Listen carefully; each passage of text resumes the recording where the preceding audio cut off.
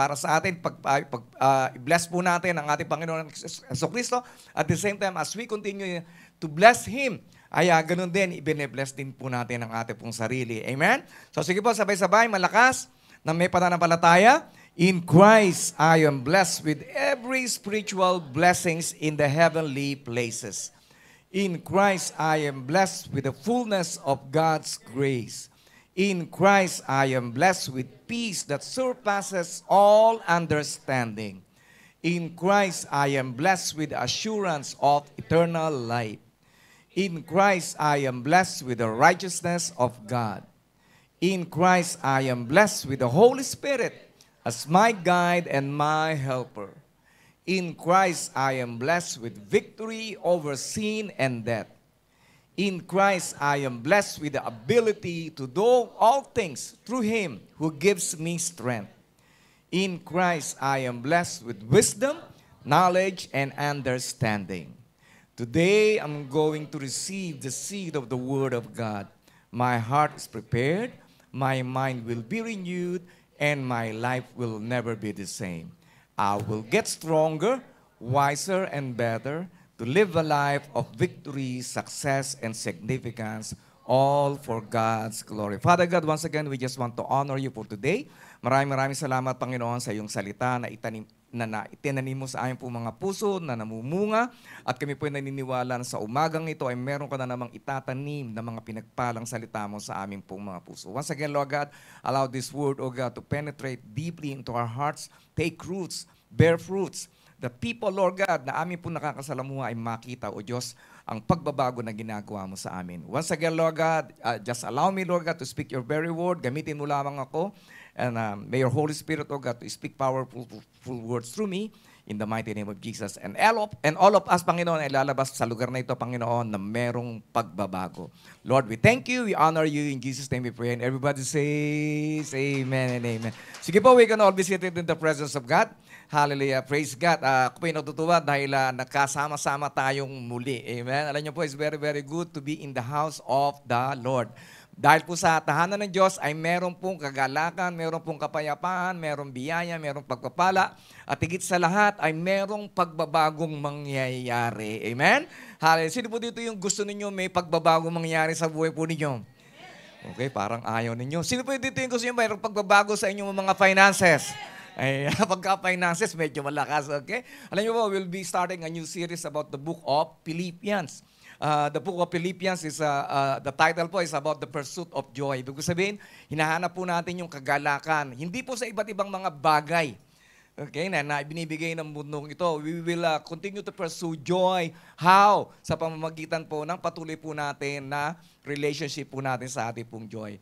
Sa ating pong Diyos. Okay? So the word joy or happiness or gladness or rejoice was mentioned more than 18 times in this book alone, in the book of Philippians. Tandaan po natin mga kapatid, ano po, joy is not just emotion. Kasi po ang emotion, ano po yan, minsan lumilipad. Minsan masaya ka, minsan malungkot ka, yun po yung emotion. Minsan gusto mo, minsan ayaw mo. Tama? Minsan in love ka, minsan hindi ka na, galit ka na. Okay? Yan po yung emotion, di po ba? So, ibig sabihin, parang yung emotion is parang mood mo yan, okay, na nagsuswing. Para po yan, stock market, minsan nasa taas, minsan nasa baba. Parang bagyo. Okay? Hallelujah, na bigla-bigla na lang dumarating at bigla-bigla na rin nawawala. Okay? So, mga kapatid, joy is a gift of the Holy Spirit. So, it is not a temporary feeling. Okay? Alam niyo po, kung meron kang joy na nagmumula sa Holy Spirit, sa Diyos, hindi po ito nawawala. Whatever circumstances na yung pagdaanan, ikaw ay may kasiyahan. Amen? Magaang ang trabaho, masaya ka. Mabigat ang trabaho, masaya ka. Tama? Nakatulog ka ng maayos, masaya ka. Napuyat ka, masaya ka. Okay? Kumain ka, nabusog ka, masaya ka. Hindi ka masyado nakakain, masaya ka pa rin. Amen. Hallelujah. May pera ka, masaya ka. Wala kang pera, masaya ka pa rin. Amen. Hindi ito yung mood na kung saan, yung conditional. Ay, hindi. Magiging masaya lamang ako pagka nangyari na sa akin itong mga bagay na ito. Amen. Hallelujah. Hindi mangyayari. Nais ng Panginoon na ikaw muna ay magalak bago mangyari sa iyo yung mga bagay na ninanais. So, amen. Alam niyo po, last Thursday, meron pong favor. Meron po kaming 2 ticket papuntang Hong Kong. Okay? So last day na. So nagpunta kami. Pero wala pa namang ano noon, di ba ba? So punta kami ng Thursday. And then ano po nangyari? So nagpunta kami doon. And then kailangan po namin mag-Google kasi medyo matagal-tagal na kami hindi nakapunta. Pupunta tayo dito sa Langham. Okay? Hallelujah. So ano kayo sasakyan natin? Anong saan tayo bababa? Saan tayo lilipat ng tram?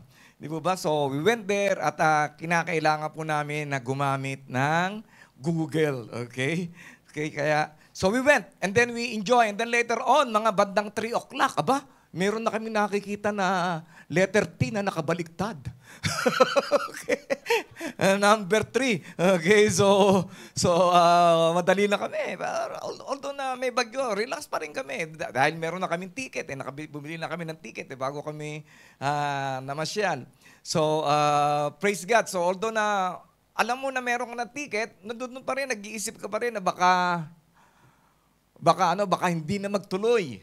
Tama po, baka hindi na po magpabiyahe. Okay? Pero purihin ng Diyos, we were able to make it. Amen? Hallelujah, kayo po ay nakabalik na sa Macau nang hindi pa po bumabagyo. So, mga kapatid, joy doesn't come from happenings.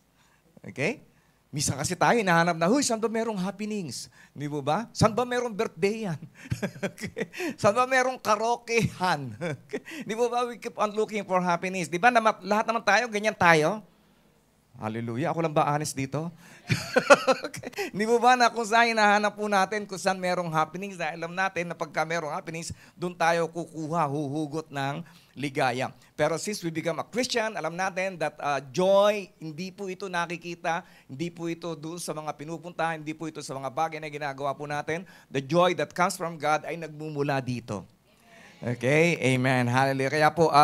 Kaya po, whatever happens, ano man pong bagyo dumating sa ating pong mga buhay, if you have the joy of the Lord, palagi ka pa rin nakangiti, palagi ka pa rin masaya, palagi ka pa rin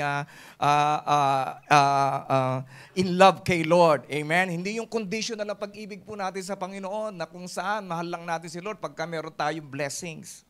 Mahal natin si Lord pagka wala tayong sakit. Mahal natin sa Lord pagka lahat ng bagay na maganda ay nangyayari sa ating pong buhay. Ang tunay na pagmamahal sa Panginoon, mga kapatid, na kahit na anuman ang mga pinagdaraanan mo, ikaw ay magpapatuloy sa Kanya. Magpapatuloy ka sumamba. Magpapatuloy ka mag-aral ng Kanyang salita. Magpapatuloy kang mag-church. Magpapatuloy kang manalangin. Magpapatuloy kang magpasalamat. Hallelujah, sa bawat araw ng ating pong buhay. Amen? Kaya po, so ngayon, ano po yung mga benefits po when we pursue joy? Unang-una sa lahat, pagka pinipursue mo yung joy ng ating po Panginoon, ano po nangyayari? Of course, nagkakaroon ka ng sarili mong kagalakan. Amen? Because it is the fruits of the Holy Spirit. And what benefits that we gain when we pursue joy? Unang-una sa lahat, we have the peace that surpasses understanding. Nagkakaroon po tayo ng kapayapaan na hindi mo maunawaan. Okay? Natutuwa po ako kay Gerd kanina dahil Typhoon 10, pinakyat pa sila doon sa taas para ayusin yung mga kung ano-ano malalaglag. Okay? Pero ano po siya, may peace po siya. Alam po niya na kaya po niyang gawin. Bakit? Kasi the Lord is with him. Tama? Okay, kaya naman napansin siya nung ibang mga kasama niya na nagtatrabaho na parang kami kinakausap. Okay, amen. So kinakausap niya po pala si Lord, amen. Kasi Typhoon 10 napakahirap naman na mauna pa siyang lumipad kaysa doon sa inaayos niya. Kaya purihin ng Diyos, God is our protection, amen. Siya yung nagbibigay po ng protection po sa bawat sa atin. And then what else when we pursue joy? Of course, we have strength. Nagkakaroon po tayo ng kakaibang kalakasan. Tama? Nagkakaroon po tayo ng kakaibang katapangan. Nagkakaroon po tayo ng empowerment. Why? Because we are relying not only on our own strength, but we are relying on the Holy Spirit. And of course, when we pursue joy, our faith grows. Lumalaki po yung ating pong pananampalataya. Tama? Yung mga bagay na hindi mo nagagawa nagagawa mo na. Bakit? Because you are pursuing the joy of the Lord. Okay? So, and then what else? Of course, we nagkakaroon po tayo ng deeper relationship with God. When we are pursuing the joy of the Lord, we develop Hallelujah. And we had a deeper relationship with God. Lumalalim po ang relasyon po natin sa ating pong Diyos. Amen? Hallelujah. Ano po ba yung benefits pagka lumalim po relationship po natin kay Lord? Ano po? Blessing, hindi po ba? Okay. Peace of mind, di po ba? Blessing. Okay. At pagka nag-bless po ang Panginoon, hindi lamang po isa. Sabi po sa John, blessing after blessing. After blessing. So today po, pag-usapan po natin, nasa series 1 po tayo ng Pursuits of Joy, Simple Guide to Joyful Living. Okay? So napakahalaga po that we should be having a guide. Although that this is not exhaustive, hindi po lahat naririto, pero pag-usapan lamang po natin yung a little about having a joyful life. Sino po dito yung gusto nyo masaya kayo sa buhay? Parang dito lang yung gusto masaya. Dito po, gusto nyo masaya rin kayo dito? Okay, amen. We all want to have joy in life. Nais po natin na palagi po tayong merong kasiyahan sa ating buhay. We have joy in our family. Meron po tayong kasiyahan pagka kasama po natin yung ating pong pamilya. Pagka sila ay nakaka-chat po natin.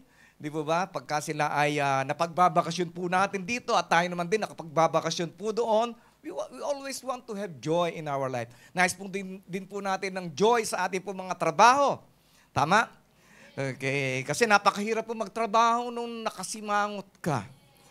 Nahirap magtrabaho na kung saan ay ang bigat-bigat ng damdamin mo. Okay, hindi po ba? Hindi po ba? So, we always want to have joy sa ating pagtrabaho. Bakit po? Kasi po, when we have joy in our work, mas marami kang nagagawa.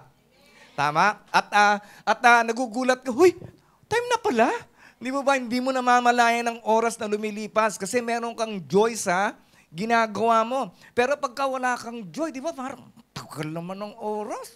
Kapapasok mo pa lang, kapatid. Di ba? Tingin ka ng tingin sa oras. Hindi po ba? So it's really very, very important pagka tayo ay meron pong joy sa lahat-lahat ng ating po mga ginagawa. Hindi naman malayo pagka na-enjoy mo yung trabaho mo, magugulat ka na lang. Aba, pinopromote ka na. Di ba? Wala ka namang ginawa, nag-enjoy ka lang. Tama mo ba? Hindi magugulat ka na, nai-increase na ang sweldo mo.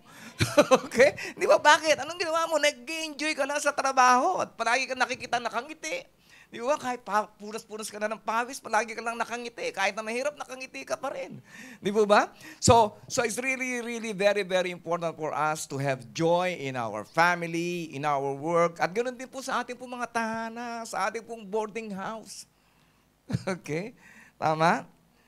Yung pagka pumapasok ka, hindi ba? Hindi nagtatago lahat ng mga kasamahan mo sa boarding house at ayaw kang makita.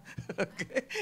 Yung pagka pumasok ka na, di ba naglalaban sa sila para ikaw ay makausap dahil ikaw ay nagbibigay ng joy sa kanila pong buhay. Amen? Of course, we also need to have joy in our church. Tama? Ano po, napakahirap pong mag-church na kung saan punong-puno ng lungkot. Meron na po ba kayo napasok na ganong church? Okay? Na kung saan bawal tumawa? Okay? Amen? Hallelujah. Dito sa church na ito, masaya. Amen? Sabi mo nga sa kayo mo, masaya ako kasi masaya ka rin. Okay, amen. So, okay, amen. So the more you get closer to God, habang napapalapit po tayo sa ating pong Diyos, mas lalo po tayo nagiging masaya. Yun po yung sikreto po ng joy. Okay? Hindi nyo po napapansin, pagka habang lumalapit ka sa Panginoon, yung mga inakala mo na nagbibigay sa iyo ng kasiyahan, parang nawawalan ka na ng gana. Mas gusto mo na lang na lumalapit kay Lord dahil wala pang gastos. Tama ba? Di ba noon kung ano-ano pinaggagasta mo para lang maging masaya ka? Okay? Pero pagkatapos noon, nawalan ka pa ng cellphone pagkatapos. Tama, may utang ka pa. Tapos, di ba ba? So it's very, very important for us to pursue our joy by how? By pursuing our God. Okay? So ano po yung simple guide na maaari po nating makuha sa Bible sa Book of Philippians. Kaya po, so we will be, tayo po ay mag-aaral ngayon sa Book of Philippians. So number one po, let's all work out our own salvation. Yan po yung joy. Sino po dito yung naranasan ninyo nung una kayong makakilala sa Panginoon, ang saya-saya ninyo? Tama? All of us, hindi po ba? Naranasan po natin ang kagalakan na bunga ng ating pong kaligtasan. Para bang yung kabigatan po natin ay nawala. Okay? Yung burden po natin, nawala. Yung kasalanan po natin, naranasan po natin ang kapatawaran ng Panginoon. We experience the forgiveness of God and we felt that we are cleansed. Okay? Not only felt, but because of our faith, naranasan po natin ang kalinisan na nagmumula sa ating pong Diyos. Amen? So, mga kapatid, salvation, okay? Wala po tayong maidadagdag po dyan. God have already finished working our salvation. Nung namatay po sa krus ng Kalbaryo, lahat po tayo ay, nung tayo nagsisi sa ating kasalanan, tayo po ay tinanggap po natin siya bilang Panginoon at tagapagligtas, we receive our own salvation. Okay? So, ang salvation po, kinakailangan po meron pong evidence. Ligtas ka nga ba? Di po ba? The evidence of salvation is natututo ka ng gumawa ng mabuti. Natututo ka ng gumawa ng maayos. Diba? Nagiging mabait ka na. Hindi ka na masungit. Diba? Yung chismis mo, nababawasan na. Okay? Hindi mo ba? So, in other words po, in this book of Philippians, salvation is the restoration of our broken relationship with God. Okay? For a good relationship to work, para po mag-work yung ating pong relationship, meron pong gagawin. Sa inyong mag-asawa, hindi po ba? Hindi po pwedeng one-sided lang na siya lamang ang gawa ng gawa para mapaayos ang inyong pong relationship. Both parties, meron pong gagawin para maging maayos ang relationship. Tama? Okay, so it's the same thing with our God. God loves, sino ba naniniwala na mahal na mahal kayo ng Diyos? Okay, so ganun din tayo. God is expecting that we will love Him back. Napapalitan din po natin, susuklayan po natin ang pagmamahal na ibinibigay niya po sa atin. Okay? Kaya po, meron po tayong, sabihin mo sa tayo, meron kang gagawin. Okay, so meron po tayong gagawin. Tama po? God have done something and then you have to do something as well. So in Philippians chapter 2 verse 12, therefore, sabay-sabay po natin masahin, therefore, my beloved, as you have always obeyed, not as in my presence only, but now much more in my absence. Work out your salvation with fear and trembling. So salvation, mga kapatid, is a personal thing. Tama po? It's not because that your father is a pastor. It's not because that that I am your pastor that I can work out your salvation. We have to work out our salvation personally. Okay, so what do I mean by working out our salvation personally? By working out our personal relationship with God. Tama? Okay, so ibig po sabihin ng fear na ito, sabi dito, fear doesn't mean afraid, but rather a reverential fear. Hindi po ito yung takot ng kung saan ay lumalayo ka kay Lord. Ang takot na sinasabi ito, yung takot ka na mawalay sa Kanya. Kaya ikaw ay palaging lumalapit sa Kanya. Tama? Bakit po? Kasi po, kung nasaan po ang presensya ng Diyos, where there is the presence of God, there is joy, there is peace, there is love, there is favor, there is blessing. Napakarami po mga benefits when we are in the presence of God. Nakakaroon ka ng kalakasan, nakakaroon ka ng mga bagay na dati mong hindi mo nagagawa mo na. Bakit? Dahil sa presensya ng Diyos. Amen? So what is another way of fearing God is the fear of displeasing Him. Yung takot po tayo na hindi po natin siya ma-please sa ating pong buhay. Amen? Kaya we worship. Tama? We worship not to please ourselves. Tayo po yung nagpupuri, tayo po yung sumasamba, tayo po yung nagsiserve, hindi para i-please si pastor. Hindi para i-please yung leaders po ninyo. We are all worshiping and we are all serving. Why? Because we want to please God. Okay? Na siya na gumawa po sa bawat isa sa atin. So, pleasing Him. So, we have to continually please Him. Not only in the church. Hindi lamang po sa church. Sige, hindi lang sa church. Oy. We should please Him. Dapat po bigyan po natin siya ng kaluguran even in public or in private. Okay? Bigyan po natin siya ng kaluguran sa ating trabaho. Bigyan po natin siya ng kaluguran sa ating mga tahanan. Bigyan po natin siya ng kaluguran, hallelujah, in our conversation. Okay? Sa lahat po ng ating mga ginagawa. Okay? So, salvation is 100% from God. Wala po tayo may dagdag doon. Hindi 99% and then gagawa tayo ng 1%. No, it's 100%. Okay? So, pero 100% of your energy and 100% of my energy, we have to put, okay, our saving faith into practice. Dapat po pinapractice po natin yung ating po pananampalataya. At ang kaligtasan po natin, dapat po merong ebidensya. Ano yung ebidensya na yun? Ano yung isa sa ebidensya? Na bumabait ka na. Sabi mo nga sa sabi mo, bumabait ka na nga ba?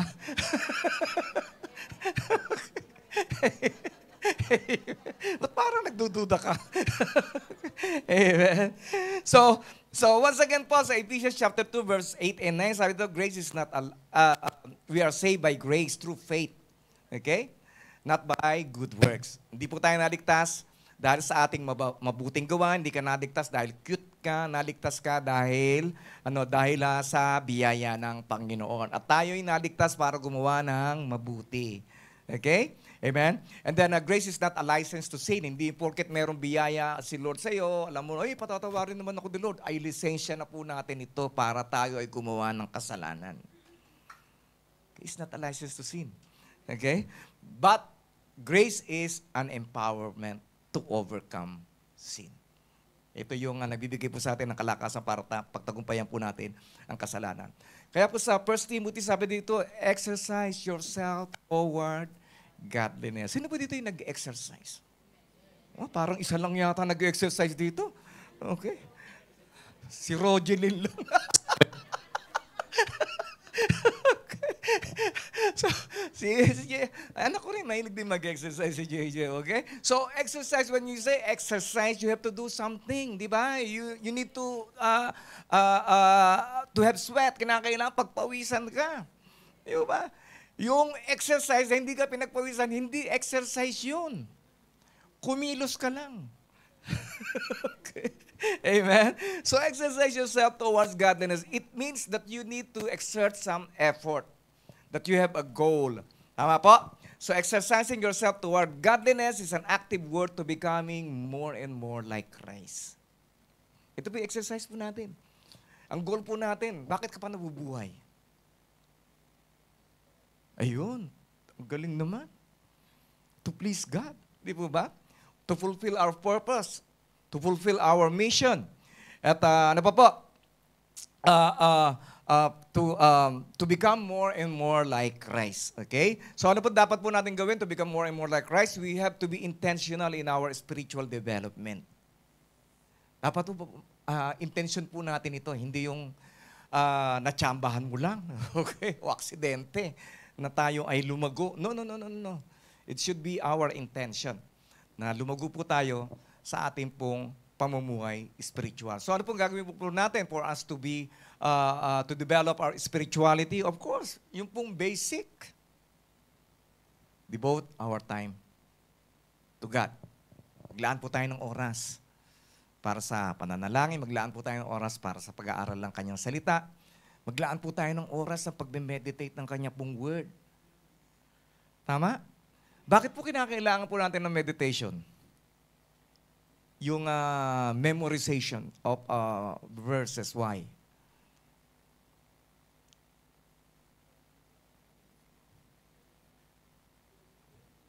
Huh? Why do we need to meditate? Simple.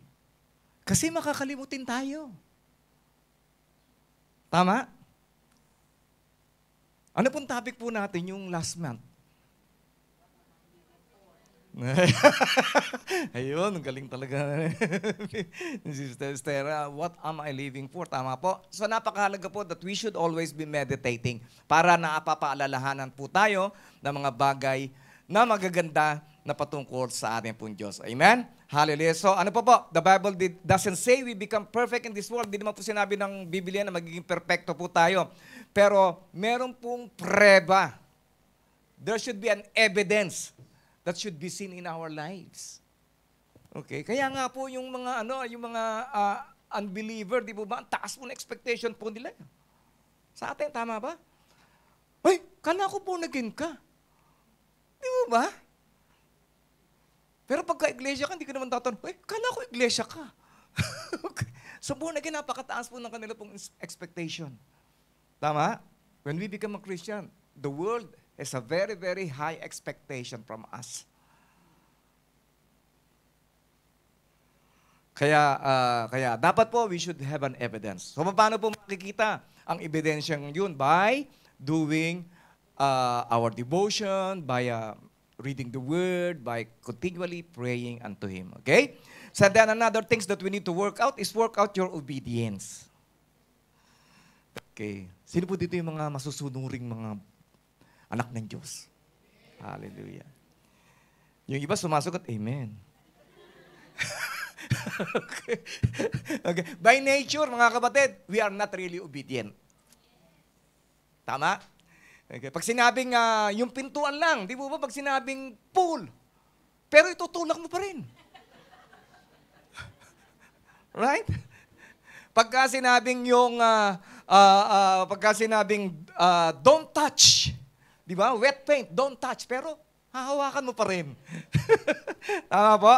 So we have to work out our obedience. Kinakailangan i-work out po natin yung ating pagsunod. Ang pagsunod naman, nagsisimula yan sa maliliit na bagay.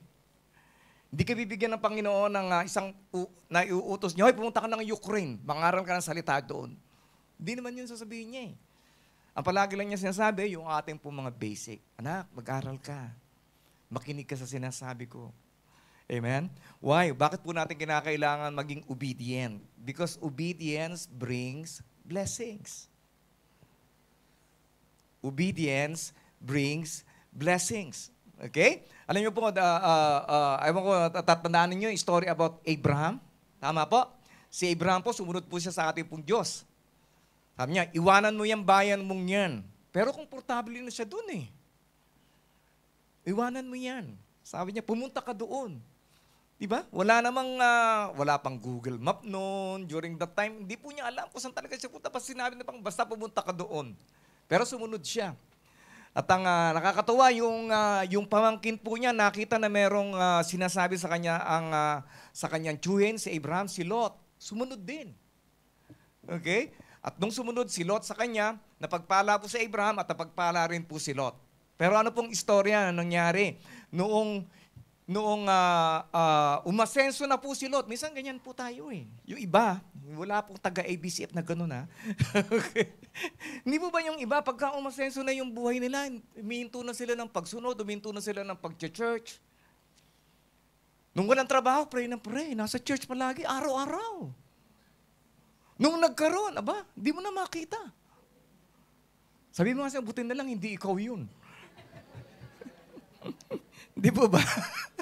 Hindi tayo yun. Tama po? So ano po nangyari when he stopped following Abraham? So what happened? Nakita ni Lot, sabi na, nagkaroon po sila ng pag-uusap. Sabi niya, mayaman ka na masyado at mayaman na rin ako. Nag-aaway-aaway na yung ating mga employee, yung ating mga staff. So kinakailangan, we have to part ways. Kinakailangan, maghiwalay na tayo.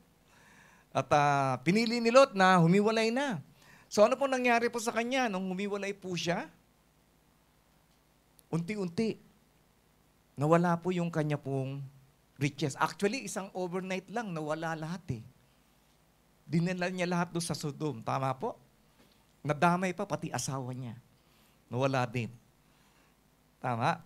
So, ano po yung lesson na matututunan po natin dito? Just continue to follow the man of God who have a vision from God. Kasi po, if we don't have a vision, siya naman po yung tinawag eh. So, kasi sunod lamang po tayo na sunod. Sa mga itinalaga ng Diyos sa inyo pong buhay. Okay? Kasi because without a mentor, napakahirap po to be guided in our life. Okay? Kaya sabi diya sa Genesis chapter 13, verse 14, basahin ko na lamang po, sabi to, look as far as you can see. Go and walk through the land in every direction, for I am giving it to you. Okay? Sabi ng Panginoon sa kanya, tingnan mo kung saan ang maaabot ng iyong makikita. Tumingin ka sa north, You look at the north, you look at the south, you look at the east, you look at the west, at lahat ng lalakaran mo ay magiging sa'yo. Ngayon ang tanong, ang dami naman pong mahihirap during that time. Bakit si Abraham pa, na mayaman, ang binigyan po ng Panginoon? Bakit po kaya? Marunong sumunod. Amen. Kaya sabi mo, kakastak mo, kaya ikaw dapat marunong ka ng sumunod. Hindi po ba? Kaya po pagka bine-bless kayo ni Lord, hindi po ba, don't feel guilty. Bine-bless ka ni Lord. Bakit? Kasi sumusunod ka eh. Okay? Alam niyo po, sometimes we also feel we feel guilt. Okay? Para bang sobra-sobra na ba? Yung bless na bless ang buhay, ganun ba? So ganun pala. Yun lang pala ay results ng ating pong pagsunod sa Kanya. Sino po dito yung gusto nyo maging super blessed kayo? Amen. Kaya sabi mo rin sa katabi mo, kaya ikaw matuto kang sumunod. Amen. Hallelujah. Praise God. Sige, palakpak mo na si Lord. Okay, hindi mo ba napakahalaga ng pagsunod? Because obedience brings blessings. In Philippians chapter 2, verse 13, for it is God who works in you, both to will and to do for His good pleasure. Alam niyo po, habang minimeditate ko to kanina, nagpapasalamat ako kay Lord eh. Nandiyan ako sa lift, sabi ko, grabe ka naman Lord, talagang ikaw pa rin yung gumagawa sa aming buhay na isagawa ang iyong ninanais sa aming pong buhay. Hindi po ba napakabuti ni Lord? Hindi po ba? Hindi niya lamang tayo inuutusan na gawin ang kanyang will. Siya rin ay nagbibigay din po ng empowerment para maisagawa yung kanyang nais sa ating pong buhay. Amen? Tsaka pagka siya ay sabi ito, work, hindi po ba? God is working. He never stop working. Tama po? And He never stop working, pero hindi siya nagre-reklamo, siya ay masaya. Di po ba? Sino dito yung nagtrabaho ka ng trabaho, reklamo ka naman ng reklamo? Tama po? Kaya the God that we are serving is a joyful God. Ang Diyos na ating po sinasamba ay Diyos na masayahin. Tama? Masaya po siya kahit na siya po ay nagtatrabaho. Okay? Kaya nga sabi mo sa tabi, kaya ikaw dapat masaya ka rin pagka nagwo-work, ha? Okay? Okay? And then, ano pa nangyayari? So, how can we apply this into our life? We have to rely on God's strength. Tayo po ay patuloy lamang na manangan sa kalakasan ng Panginoon. Let's continue to ask His guidance in every decision that we will be making. Patuloy po tayong humingi ng gabay sa Kanya sa lahat-lahat ng mga desisyon na ating pong ginagawa sa ating pong buhay. Alam niyo po, ang isa pong desisyon na mali.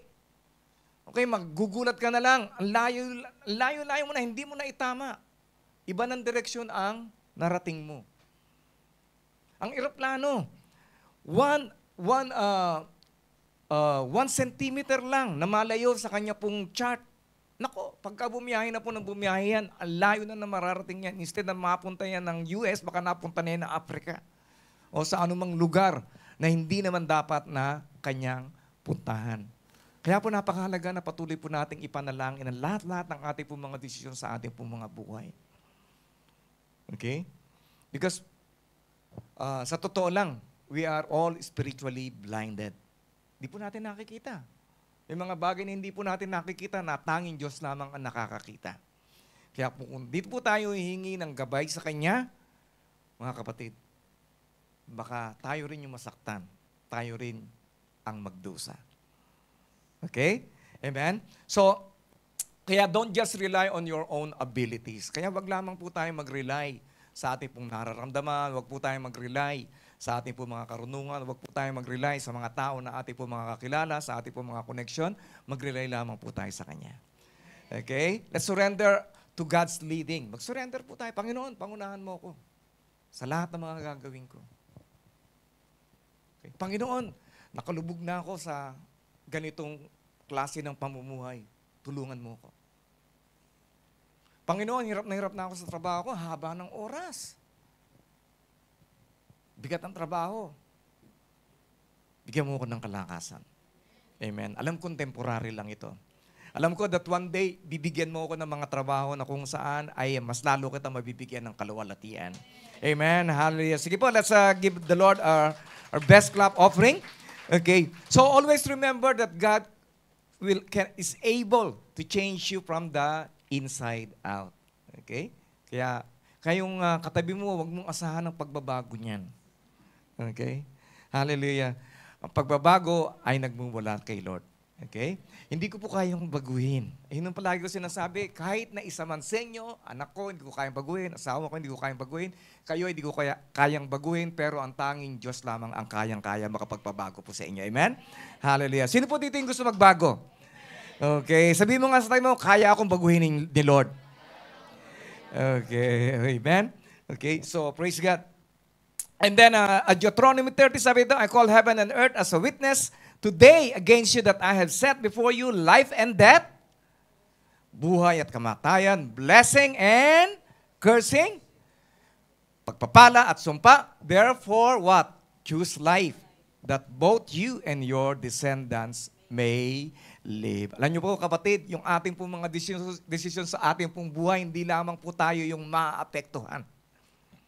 Maging yung ating pong mga anak, anak ng ating pong magiging anak ng ating pong mga magiging pong mga apo, ay maapektuhan sa ating pong mga desisyon na gagawin sa ating pong buhay. Amen? Pagka nagbigay po ng test ang Panginoon, siya rin po yung nagbibigay ng answer. Okay? Hindi ba sabi dito? Sabi dito, that both of you and your descendants may live. Ibig sabihin, piliin mo. Hallelujah. Ang buhay, piliin mo ang pagpapala.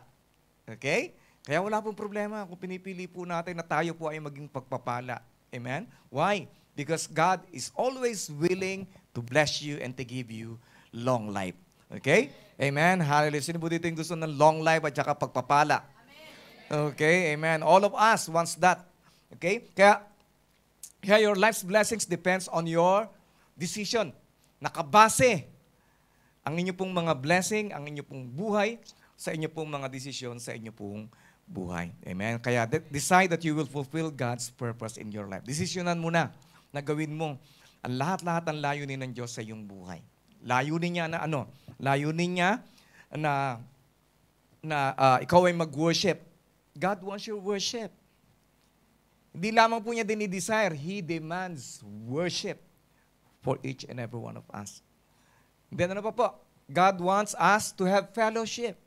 Alam niyo po, nakakalungkot po, meron pong church na kung saan ay hindi po sila nagkakaroon po ng fellowship. Kaya ngayon, medyo hindi po sila nagiging maayos.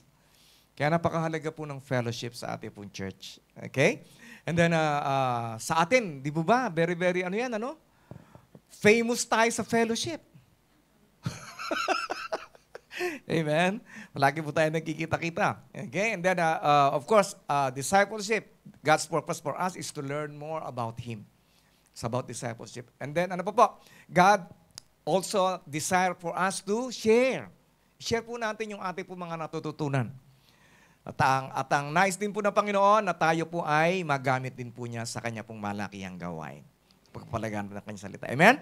And then, the next verse po, sabi dito, sabay-sabay nga po natin basahin, that you may love the Lord your God, that you may obey His voice, and that you may cling to Him. Ano ibig sabihin, you may cling to Him? Ibig sabihin, dikit ka lang sa Kanya. Okay? Obey His voice and cling to Him. For He is what? He is your life, and the length of your days, long life, and that you may dwell in the land which the Lord swore to your fathers, to Abraham, Isaac, Jacob, and give to them. Okay? So, ibig sabihin dito, obey His voice. Pakinggan po natin ang sinasabi ng Diyos. Hindi lamang, iba po yung nakinig ka lang, sa sumunod ka. Okay? Every week, nakikinig tayo. Minsan, hindi lang every week. Nakikinig tayo, pero meron bang nangyayari? Ginagawa ba natin ang sinasabi ng Diyos sa ating pong buhay? Okay? Sa Joshua 1:8, kaya po sabi dito sa Joshua 1:8, sino po dito yung gusto nyo maging prosperous and successful sa inyo pong buhay? Okay, lahat po tayo. Sabi dito, this book of the law shall not depart from your mouth. Ibig sabihin, palagi mong sinasabi. You keep on speaking it. Speak blessing, speaking life, speaking favor. Palagi mo sinasabi yung mga positibo mga bagay. Palagi po natin binabasa ang salita po ng Diyos para po tayo ay napapaalalahanan ng mga kanya pong mga sinasabi sa but you shall, ano po, hindi lamang po sinasabi. Sabi dito, but you shall meditate it day and night. Ibig sabihin, iniisip mo rin. Palagi mong iniisip. Palagi mong pinagbubulay-bulayan that you may observe to do according to all that is written in it. For then, you will make your way prosperous and then you will have good success. So mga kapatid, God's condition for prosperity and success is conditional. Nasa sayo yun. Kung meron kang gagawin. So ano yung gagawin po natin? Obey His word. Meditate on it day and night. Tama po? Para tayo ay mapagpala sa ating pong buhay. Amen? Sino po dito naniniwala sa sinasabi ng Diyos? Okay, so ibig sabihin, hindi puro problema minemeditate po natin. Pag problema minemeditate mo, marami pang problema ang darating sa iyo. Okay? Kung pinemeditate po natin ang pangako ng Diyos, sigurado ang pangako ng Diyos ay matutupad sa buhay mo. Okay? Amen. Sige po, let's clap our hands to God. Kaya po, it's very, very important for us to obey God. Bakit po? Ito po yung, it proves that we are a follower of Christ. Ito po yung nagpapatuloy na tayo ay mga disipulo ng ating pong Panginoon. Pag tayo ay sumusunod sa Kanya. Alam po ba ibig sabihin, disciple? Disciple is a learner. Disciple is a follower. Kaya kung tayo sumusunod, ibig sabihin, hindi po lingid sa Panginoon ang inyo pong mga ginagawa. Nakikita po ni Lord ang inyo pong ginagawa. And God will reward you richly for following Him. Amen? Kaya po sa Luke 6:46, sabi ito, but why do you call me Lord, Lord, and do not do the things which I say? Si Jesus po nagsasabi dito. Sabi niya, bakit mo ko tinatawag na Panginoon, Panginoon? Hindi mo naman ginagawa yung sinasabi ko. Always remember, if Jesus is not the Lord of all, He is not the Lord at all. Kung si Kristo ay hindi po Panginoon ng ating pong buhay, sa lahat po ng ating pong mga ginagawa, hindi po siya talaga Panginoon ng ating pong mga buhay. So kung babasahin po natin ito, ano po, yung illustration po nito that there are two types of follower. Ano po, yung foundation. Ang tao, meron po tayong pundasyon na ginagawa. We lay a foundation on solid rock. Ibig sabihin, talagang we are digging deep. Nagtatayo po tayo ng pundasyon. Ano po yung pundasyon na yun? Yung ating pong pakikinig. Pag meditate, yung ating pong pag-aaral ng kanya pong salita, it means to say that we are digging a foundation for our life. Okay?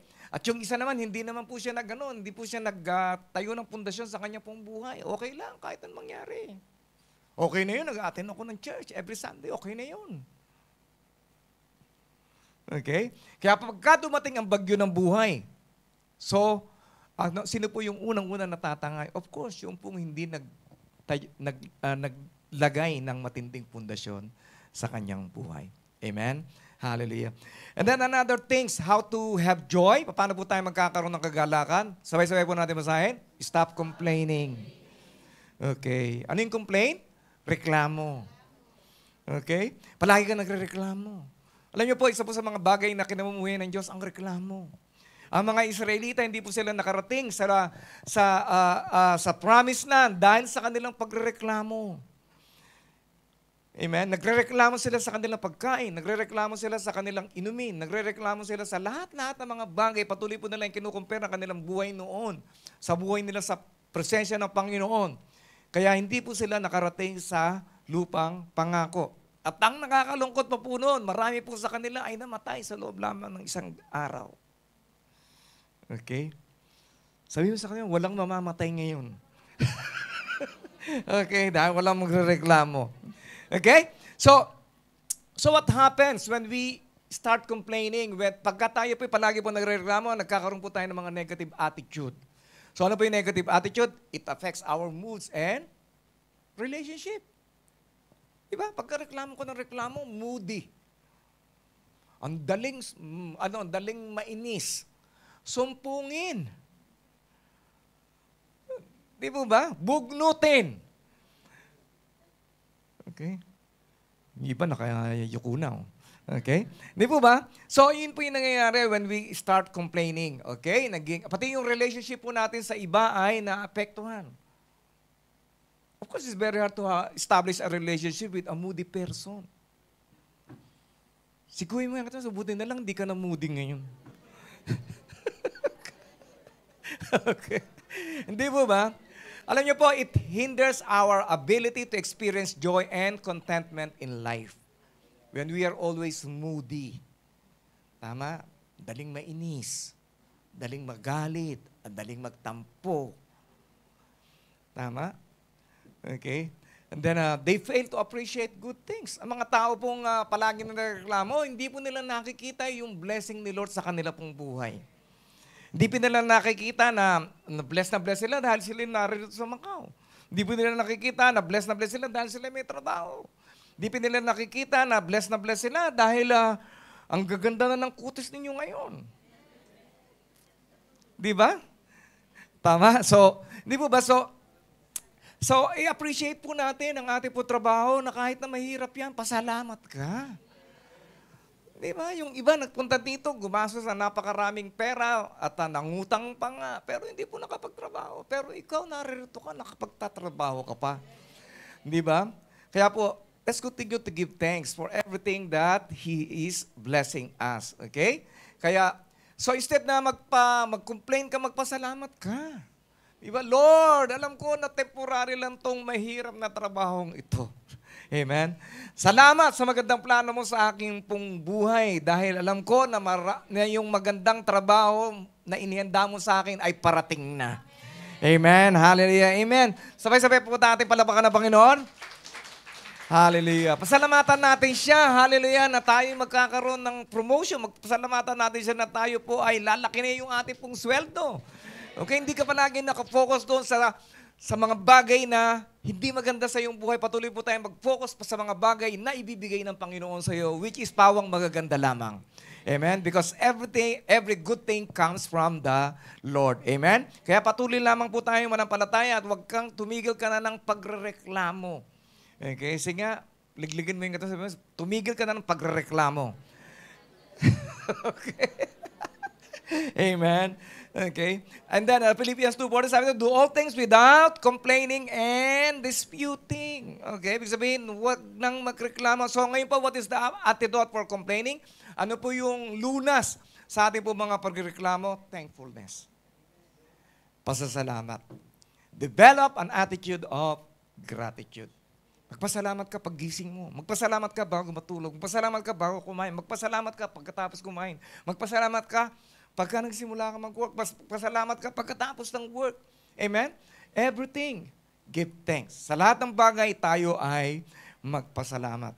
Okay? Instead of counting your blessings, instead of counting your problems, count your blessings. Instead na binibilang po natin yung ating problema, ay, nakukulang na to. Marami pa ako padadalan. Okay? Count your blessings. Diba? Hallelujah. Kaya po, alam niyo po, yung mga pinadadala po ninyo, huwag ninyong isipin kulang. Declare, ay sobra-sobra ito. Pag ipinadala ko sa kanila to, siguradong meron pa silang maitatabi. Amen? Hallelujah. Kulang naman to, Lord. Lagi ka nagrereklamo kay Lord. Amen? Hallelujah. Yung hindi mo kayang gawin ng Panginoon. Kaya niyang i-multiply yung inyong mga pinadadala sa Pilipinas. Amen? Tayo ay patuloy lamang magtiwala sa Kanya. Amen? Hallelujah. Let's continue to obey Him sa ating po pag-offering ng time, sa ating pag-offering ng ating po mga talent, sa ating po pag-offering ng hinihingi po niya. Okay? So let's give to Him what is due to Him. Bigay po natin sa Kanya yung para sa Kanya at ibibigay niya sa atin ng sobra-sobra yung para sa iyo. Okay?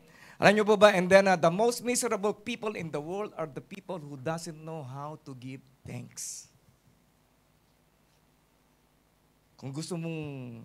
Kung ayaw mo na maging miserable ang buhay mo, mag-aral po tayong magpasalamat. Amen? Pasalamat. Sabi mo nga sa tayo, practicing nga ako na, pasalamatan mo nga yung katabi mo. Salamat kapatid, naligo ka kanina.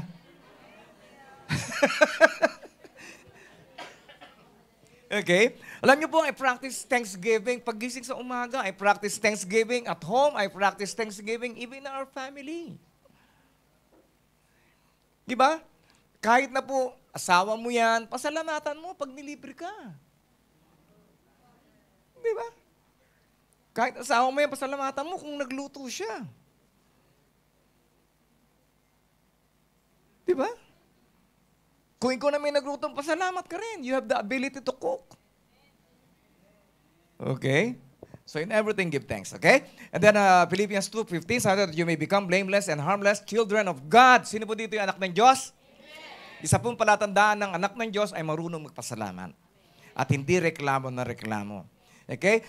Children of God without fault in the midst of a crooked and perverse generation, among whom you shine as lights in the world. Okay? Ibig sabihin mga kapatid, ano ibig sabihin? Ibig sabihin, sa lugar ng mga taong hindi marunong magpasalamat, nag-iisa ka, magniningning ka dahil ikaw ay marunong magpasalamat sa Diyos. Yung ate po liwanag. Di ba? Lahat kayo nagtatrabaho ng mahirap, pero makikita mo yung isa nakangiti pa. Ikaw yun. Di ba? Lahat kayo, pare-parehong trabaho, pare-parehong mahirap, pare-pareho kayo nagutom, nalipasan kayo ng gutom, pare-pareho kayong nag-overtime. Di ba? Pero makikita ka nila, nagpapasalamat ka pa. You will shine. Ikaw ay magniningning. And you got God's attention. Sigurado ipupromote ka niya. Amen. Hallelujah. Sabi mo sa katabi mo, ipupromote ka na ni Lord. Okay. Amen. Hallelujah. And then lastly po mga kapatid, sa ating pag-aaral, pursue eternal value. Okay? Seek God above all else. Unahin po natin siya. Palagi po natin siya i-priority. Invest in spiritual growth. Mag-invest po tayo. Sa ating pong spiritual growth. Nag-i-invest ka nga sa mukha mo. Di ba? Nagpapa-facial ka. Di ba? Nagpapabunot ka ng kilay. Kung ano ng pamahid na nilalagay mo dyan. Kanina tinanong ko si Jess, sabi niya, ang ganda ng kutis mo. Pastor, ano yan? Papaya cream. Okay.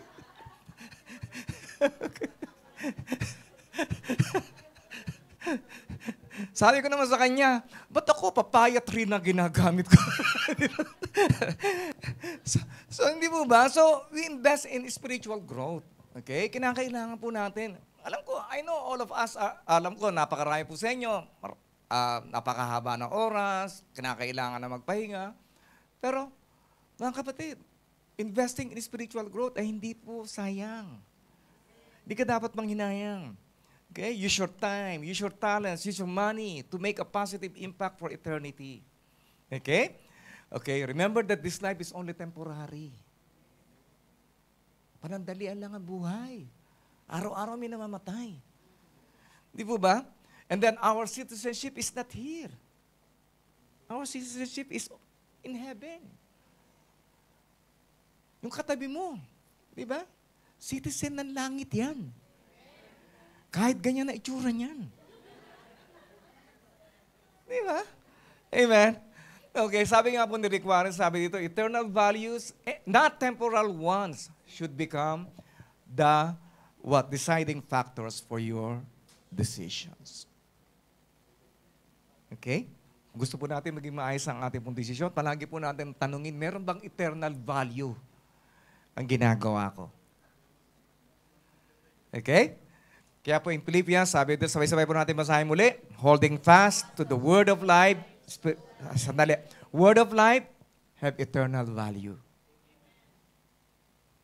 Tama? Sige po, tuloy. So that I may rejoice in the day of Christ that I have not run in vain or labored in vain. Okay? Ayaw po natin na tayo ay nabubuhay lamang just to take a space in this world.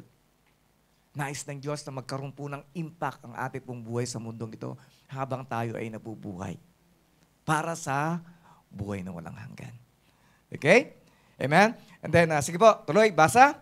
Yes, and if I am being poured out as a drink offering on the sacrifice and service of your faith, I am glad and rejoice with you all. Amen? Alam niyo po, isa po sa pinaka-joy ni Paul, joy po ng mga pastor na makita po na tayo po ay sabay-sabay sa ating pong journey, sa ating pong pananampalataya. Napakahirap po ng gusto mo mapaayos sila, pero sila naman ayaw nila mapaayos. Tama? And then, sige po, next verse. Sabay-sabay po muli.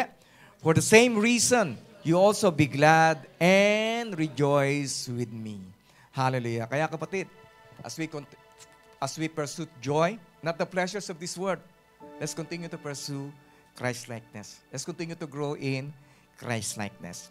And I believe and declare if you will work out your salvation and work out your daily relationship with God, you will obey Him, you will meditate, you will listen to His Word, you will work out your obedience, you will stop complaining, you will pursue eternal value by the power of the Holy Spirit, you'll be guided to live a blessed, favorable, abundant, joyful life in Jesus' name. Amen? Hallelujah. Sige po, sino po yung may natutunan ngayon? Sige po, let's all stand up. Hallelujah. Hallelujah. Hallelujah. Father God, once again, we just want to thank you for your wonderful message today about the book of Philippians, about the pursuit of joy. Maraming salamat, Panginoon. Patuloy mo pinaalala sa amin that joy doesn't come from pleasure. Joy doesn't come, Lord God, from this world, but joy comes from you alone. And Lord, we ask that your Holy Spirit, O God, to bear the fruits of joy upon all your people today. Maraming salamat, Panginoon. Dahil alam mo po ang pinagdaraanan po ng bawat sa po sa amin, alam namin na meron kaming kagalakan dahil ito ay nagmumula sa iyo. Lord, let's continue, Lord God, to accept all our worship. Because you are a good God. You are a God who doesn't stop working. That we may do your will and all for your glory. In Jesus' name, amen.